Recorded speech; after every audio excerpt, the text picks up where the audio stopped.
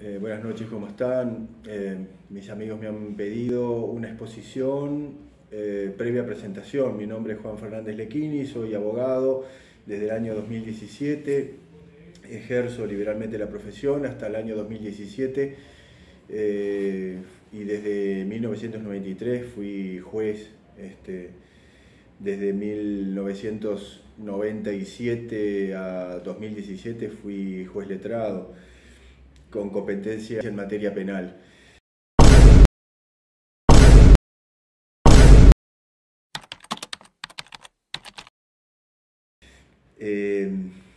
Poco antes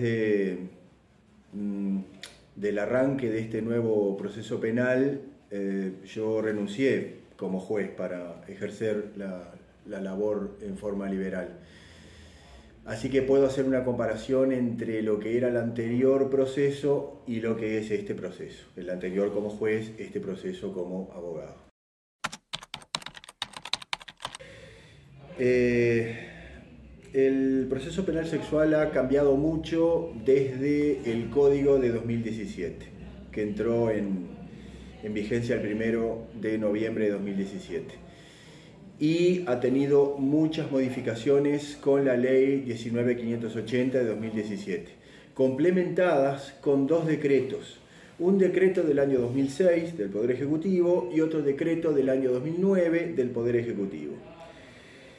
¿Qué pasa? Este conjunto normativo lo que hace es dar una característica global muy diferencial y muy particular al proceso penal sexual uruguayo. Vamos a verlo.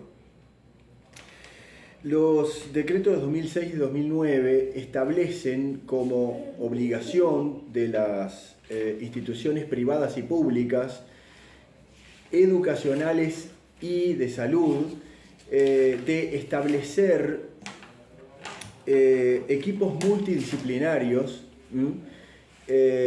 encargados de tratar e investigar y protocolizar, o sea, darles un tratamiento protocolizado precisamente a los casos de posibles abusos sexuales o maltratos de género.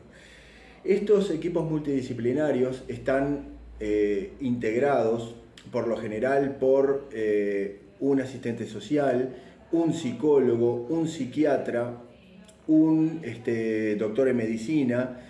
Bueno, las especialidades, digo, pueden variar. Por ejemplo, puede haber un ginecólogo, ginecóloga, por supuesto, licenciados en psicología, etc. Todas estas personas, según los decretos que estoy mencionando del año 2006 y 2009, tienen que estar, entre comillas, sensibilizados con el problema del abuso sexual y de la violencia de género. ¿Qué significa sensibilizado? Bueno, el código no define qué es estar sensibilizado, pero no lo define expresamente, pero de a poco él en sus normas, en sus apartados y en una documentación literaria que hay adjunta al decreto de 2009, va definiendo implícitamente lo que significa sensibilizado. Sensibilizado quiere decir que el profesional cree en lo que dice la víctima, ¿no? Bueno, uno se pregunta, bueno, ¿hasta dónde va esa creencia de los profesionales en lo que dice la víctima? Bueno, esto era una pregunta para mí, hasta que en los juicios yo constaté hasta dónde va esa creencia. Uno pregunta a estos profesionales si en algún momento han visto una denuncia que sea falsa o que tenga indicadores de falsedad, y ellos dicen que no, que las víctimas no mienten, que a las víctimas hay que creerles porque si no se las revictimiza, que ellos no están para evaluar si las víctimas dicen la verdad o no dicen la verdad. No obstante, ellos subrayan que a la víctima hay que creerle y que a la víctima en el pasado, hasta ahora, no se le ha creído, lo cual ha arrastrado muchas injusticias. Lo cual quiere decir, estos profesionales lo que hacen es fe en los dichos de las víctimas, cuando las víctimas en algunas ocasiones, no digo un porcentaje alto, pero sí en algunas ocasiones, están inducidas y en algunas ocasiones, las menos seguramente, mienten acerca de la situación.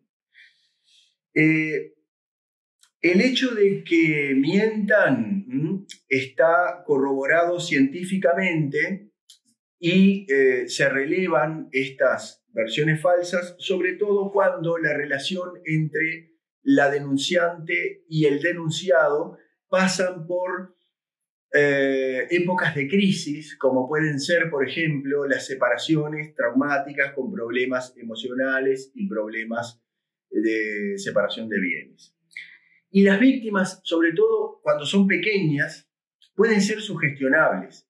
Esto, científicamente, está avalado por la doctrina psicológica, por la doctrina nacional y la doctrina internacional.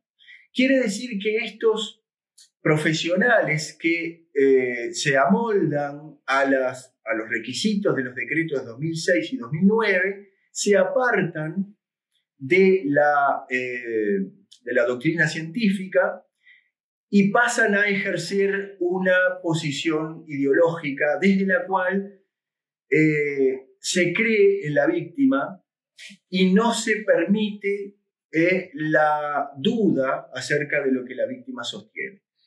¿Esto a qué puede llevar? Esto puede llevar a situaciones en que el testimonio de los testigos, porque estas personas que integran estos equipos multidisciplinarios después pasan a ser testigos de cargo, testigos de la Fiscalía en los juicios de denuncias por abuso sexual, actúen como testigos no clásicos. Son los testigos no imparciales, son los testigos parciales, son los testigos que tienen interés en la causa y son los testigos que no actúan de acuerdo con un parámetro de equidistancia entre los intereses y las posiciones en pugna, sino que actúan ubicados en una de estas instancias de posicionamiento. El riesgo es que alguna persona que no es culpable de alguna grave denuncia formulada pueda perder la libertad siendo ajena a los hechos.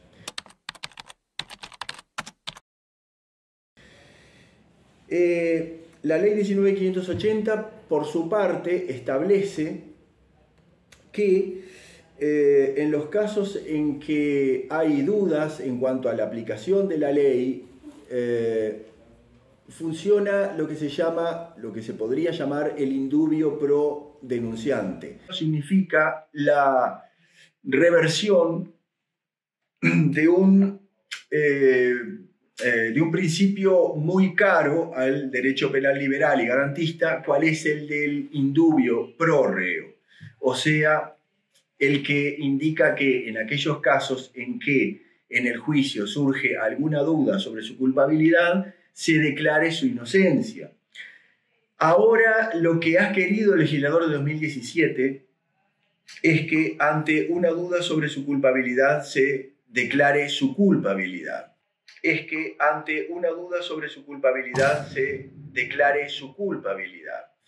Y esto, sin duda, bien animado en la intención de impedir que algunos culpables queden libres en virtud de alguna falencia probatoria o de alguna falencia en la presentación del caso por parte del Estado y del Ministerio Público. Pero lo que no responde este modelo es a los daños muy graves que se pueden causar sobre las personas que siendo inocentes, no se ven alcanzadas por el indubio pro reo, por el cual pierden la libertad ante situaciones en las cuales históricamente en la verdad no han tenido una participación culpable, no han cometido los hechos que se le imputan. Podemos imaginar el daño psicológico de una persona que vive una situación como esta y tiene que estar 7, 6, 5 años de su vida privado de libertad, razonando que lo ha sido en virtud de presunciones en su contra que no se ajustan a la realidad de los hechos. Por otro lado, este nuevo diseño procesal penal sostiene que nosotros no buscamos la justicia, sino que buscamos la resolución de conflictos. ¿Qué pasa con esta proposición? Esta proposición parece muy sencilla y parece como seductora. El problema es que es una proposición aporética. ¿Por qué? Trae muchos problemas. ¿Por qué? Porque nosotros en el proceso penal debemos buscar la justicia material y la justicia histórica de los hechos que han ocurrido o que no han ocurrido. Ocurre también que muchas veces no podemos alcanzar con certeza esa verdad. Que a veces quedamos muy lejos de esa verdad, de conocer esa verdad, o que a veces quedamos cerca de conocerla, o que a veces quedamos convencidos realmente de que hemos llegado a esa verdad. En estos últimos casos nosotros damos por culpable o inocente a la persona según aquella verdad que estamos seguros de que hemos alcanzado. Cuando tenemos dudas, debemos absolver con la humildad y con la resignación del ser humano bien animado, de que precisamente el ser humano tiene muchas falencias para alcanzar la verdad. Y que cuando no puede hacerlo con un estándar satisfactorio, debe absolver, porque debe animarlo la duda, y la duda de que condenar a un inocente es muy, pero muy contraproducente, muy malo, muy feo. Y dejar impune a un culpable del cual tenemos la prueba fehaciente de que lo es igualmente malo. Entonces, en esos parámetros debiéramos manejarnos sin perder el indubio pro reo, Pero, digamos, adornado de estas características, el nuevo proceso penal sexual tiene un diseño que es realmente defectuoso, que es realmente peligroso para los derechos del ser humano y que en ese sentido, en los sentidos en que yo indiqué, debiera ser reformado.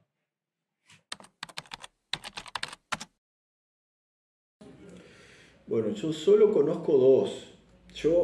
No soy un recopilador de jurisprudencia, pero conozco solo dos casos donde se ha absuelto a los denunciados. El primero, de Balizas, donde socialmente hablando, la sensación de inocencia ya existía en la gente, en el común de la gente, desde que el dueño o el encargado del camping dijo, bueno, mire, yo tuve que hacer la denuncia porque me dijeron que tenía que hacerla, pero en realidad yo la situación que vi no fue cercana a un caso de abuso, sino más bien cercana a un caso de relaciones consensuadas, que después terminó en esta denuncia, en fin.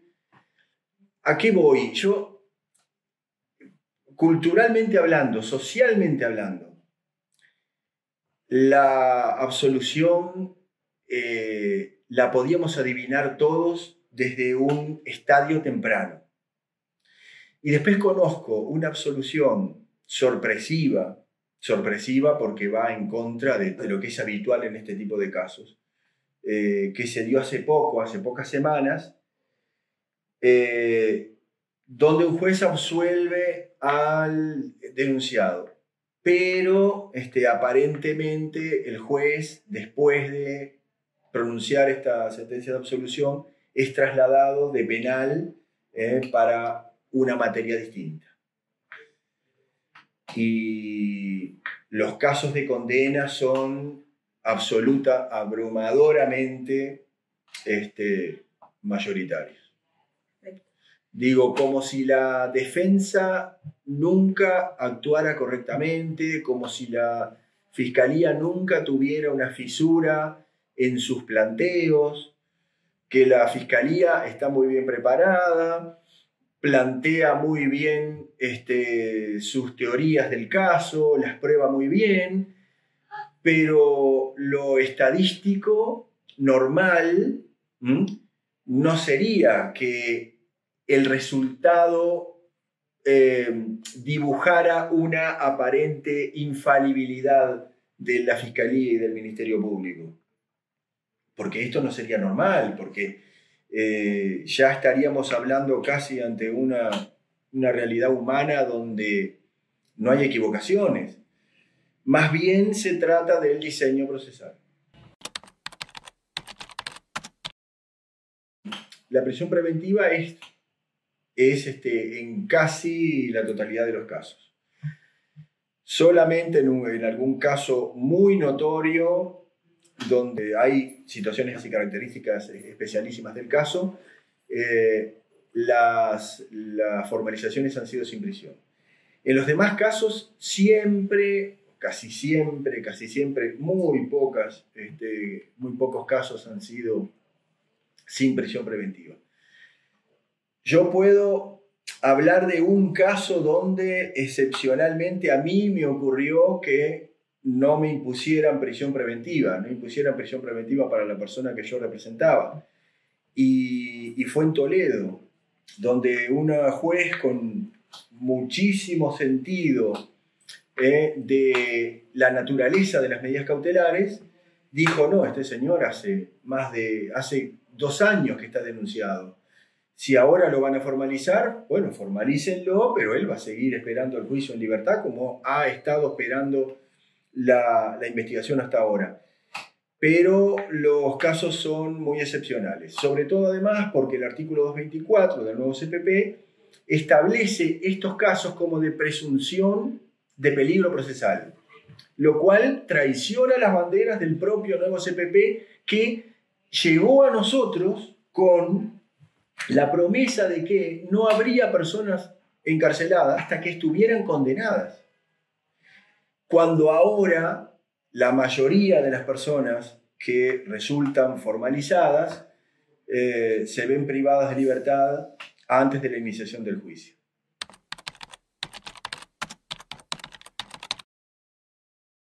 Bien, ¿qué pasa? La denuncia por lo general pasa por alguna instancia cultural, de salud, de educación, comunitaria, por ejemplo, una mutualista, un hospital, una escuela, una organización no gubernamental. Bien, todas estas instancias, ¿qué tienen que tener? Los grupos multidisciplinarios, establecidos y prediseñados por los decretos de 2006 y 2009. En ellos actúan estas personas que presumen en forma absoluta a favor del relato de la víctima, que muchas veces no es el relato de la víctima, es el relato de la persona denunciante que dice que la víctima dice. La persona denunciante está siempre con la víctima. Entonces, ahí la jurisprudencia hace una diferencia entre la persona que acompaña y la persona que controla. La persona que acompaña haciendo de soporte emocional, distinta de la persona que controla que las declaraciones de la supuesta víctima sean como tienen que ser o como ella piensa que tienen que ser, ¿no? Una instancia de apoyo o una instancia de control. ¿Qué pasa? Se insiste mucho en la espontaneidad del relato de la víctima. Pero la espontaneidad del relato de la víctima, cuando la víctima siempre, en todas las instancias en que aporta su versión, se encuentra con la persona, con la denunciante, al lado, entonces debiera ser por lo menos valorada por los jueces como una espontaneidad que queda, digamos, bajo un manto de duda, o por lo menos ante una interrogante. ¿Estamos ante una compañía emocional o una compañía de control o coacción? Bueno, en ese sentido, entonces, me parece que la prueba debiera pasar por... Cuando se evalúa el aporte de estos testigos peritos, de los grupos multidisciplinarios, bueno, tener en cuenta que ellos, según la normativa del Estado, tienen que estar sensibilizados. Que ellos tienen mucho problema para reconocer que la víctima puede estar equivocada o que incluso en algunos casos no muy numerosos, estadísticamente seguramente no muy frecuentes, pero reales digamos, en el devenir humano, de fraude, de mentira. Hay que decir las cosas por su nombre, ¿verdad? Debieran considerarlos como testigos especiales. Y la calidad de espontaneidad del relato de la víctima debieran también problematizarlo desde el momento en que constatan que la supuesta víctima siempre está en compañía de la persona que oficia como denunciante. O, por supuesto, en los casos en que se trata de una persona pequeña con una denunciante mayor y con el resto de las características que hemos descrito anteriormente. Bien, básicamente, y como síntesis de todo esto, los nuevos vectores culturales